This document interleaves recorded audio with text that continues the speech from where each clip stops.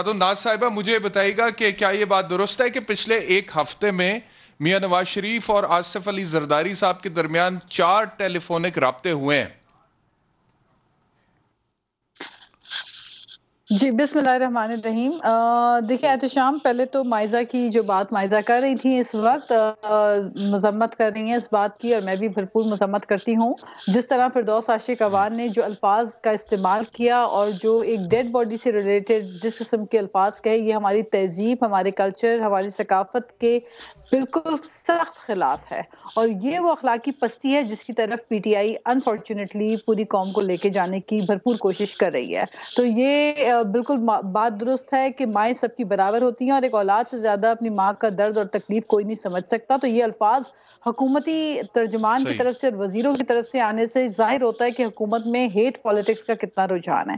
جہاں تک آپ کی بات رہی، دیکھیں پولیٹیکل پارٹیز کی لیڈرشپ ہیں، آپس میں تبادلہ خیال بھی ہوتا ہے، بات چیت بھی ہوتی ہے۔ پی ڈی ایم میں ہم تمام پولیٹیکل پارٹیز اپوزیشن کی جو 11 پارٹیز ہیں وہ ایک پیج کے اوپر ہیں، اور ہر ایشو کے اوپر جو حکومت سے ریلیٹڈ حکومت کی ناقص کارکردگی اور ناکامیاں اس کے اوپر ہم ایک پیج پہ ہیں۔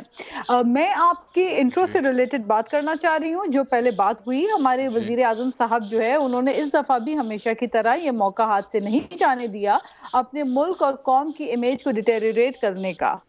دنیا کے ممالک میں جو اپنے ملک کی امیج بلڈنگ کی جاتی ہے، اس میں بہت بڑی مثال ہمیں اپنے دشمن ملک انڈیا سے ملتی ہے، جو کہ دنیا بھر میں اپنے ملک کی امیج بلڈنگ کرتا ہے، اور یہی وجہ ہے کہ وہ اپنا نیریٹو سیل کرنے میں ہر دفعہ کامیاب ہو جاتا ہے۔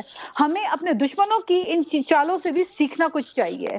میرا خیال ہے جس طرح سے پرائم منسٹر صاحب ہر موقع کے اوپر پاکستان کو کرپٹ لیبلائز کرتے ہیں، اس سے نقصان ہمارے ملک کا ہوتا ہے۔ یہی وہ وجوہات ہیں جس لیکن کی وجہ سے ہندوستان کے ہمارے بارے میں تو ٹرانسپیرنسی انٹرنیشنل یہ کہہ رہی ہے کہ دنیا کی کرپٹ ترین ممالک میں سے ایک ہے ہندوستان، ان کا لیکن دیکھیں ایشیا کے کرپٹ ٹرانسپیرنسی ترین انٹرنیشنل ممالک سے۔ کہتی ہے اس میں کوئی شک نہیں ہے انڈیا میں بہت کرپشن ہے، اس بات میں کوئی شک نہیں ہے کہ انڈیا میں بہت زیادہ غربت ہے، اس بات میں کوئی شک نہیں ہے کہ انڈیا میں بہت زیادہ دہشت گردی ہے، ٹیررزم ہے، انڈیا ایک ٹیررسٹ اسٹیٹ کے طور پہ موجود ہے ہمارے سامنے، اور who knows that more than us۔ ہم جانتے ہیں کیونکہ کشمیر میں جس طرح سے انڈیا نے وائلیٹ کیا ہے اور وکٹمائز کیا ہے لوگوں کو، بنیادی حقوق کو جو سلب کیا ہے کشمیریوں کے، ہم سے بہتر کون جانتا ہے۔ لیکن اس کے باوجود، تمام تر دہشت گردی کے باوجود، انٹرنیشنلی جو ہے بھارت اپنا ایک امیج جو شو کرنے کی کوشش کرتا ہے، وہ انٹرنیشنلی اپنے آپ کو دہشت گرد نہیں ثابت کرتا۔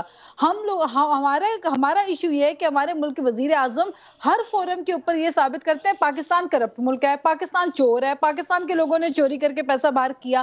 مجھے یہ بتائیے، یہ نیریٹو اور یہ منترا جو کرپشن والا ہے، اس منترے کو ختم ہو جانا چاہیے، کیونکہ اس وقت جو وزیر اعظم صاحب موجود ہیں ان کے اپنے کابینہ میں سجے کھبے، لیفٹ رائٹ، آپ جہاں پر بھی دیکھیں، کیا خسرو بختیار کے صحیح، بھائی انوالو نہیں ہے؟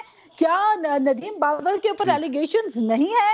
کیا بجلی کے بلوں میں اضافہ کر کے کتنا پیسہ اپنے جیبوں میں نہیں ڈالا گیا، اور اس کے باوجود سرکولر ڈیٹ میں 1100 ارب سے زیادہ کا اضافہ ہو گیا؟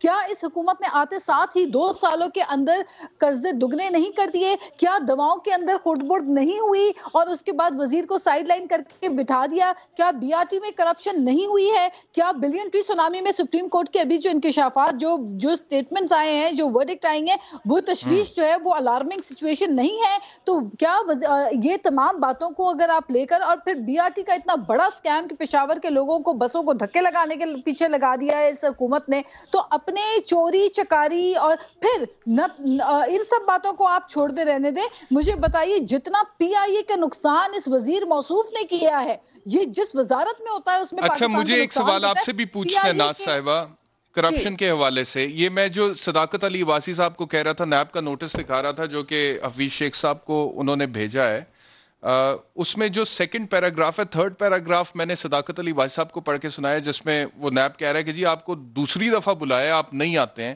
اور سیکنڈ پیراگراف جو ہے وہ اس زمانے کے حوالے سے لکھا گیا ہے، اس کو مطلب کہ ایڈریس کر کے لکھا گیا جب وہ آپ کی پارٹی کے تھے فائنانس منسٹر۔ یہ میں پڑھتا ہوں جی، یہ کہتے ہیں جی: Whereas investigation has revealed that you, being the then finance minister, were part of the process in which payment of $11.125 million was made to Messrs Agility on account of access fee, and therefore you're in possession of information evidence whatsoever.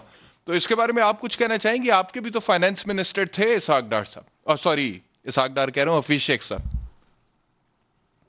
دیکھیں finance minister اس وقت جو حکومت کے finance minister ہیں، بالکل finance minister بھی Peoples party سے انہوں نے امپورٹ کرایا ہے.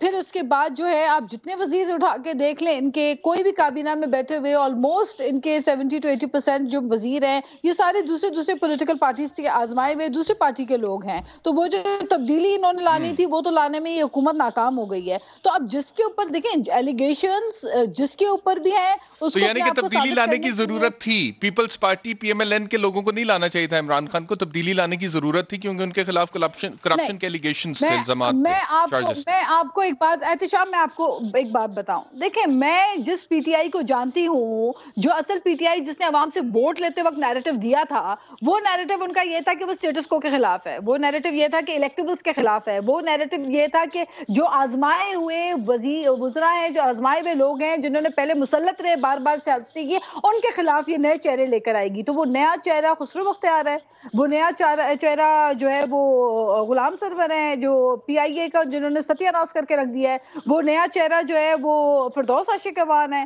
وہ نیا چہرہ فہمیدہ مرزا ہے. وہ نیا چہرہ حفیظ شیخ ہیں. وہ نیا چہرہ شیخ رشید ہیں. تو بات یہ ہے کہ ان کے تو اپنے کال ٹھیک ہے، فیلڈ میں آئی ہیو ٹو تضاد ہے. ٹیک اے بریک.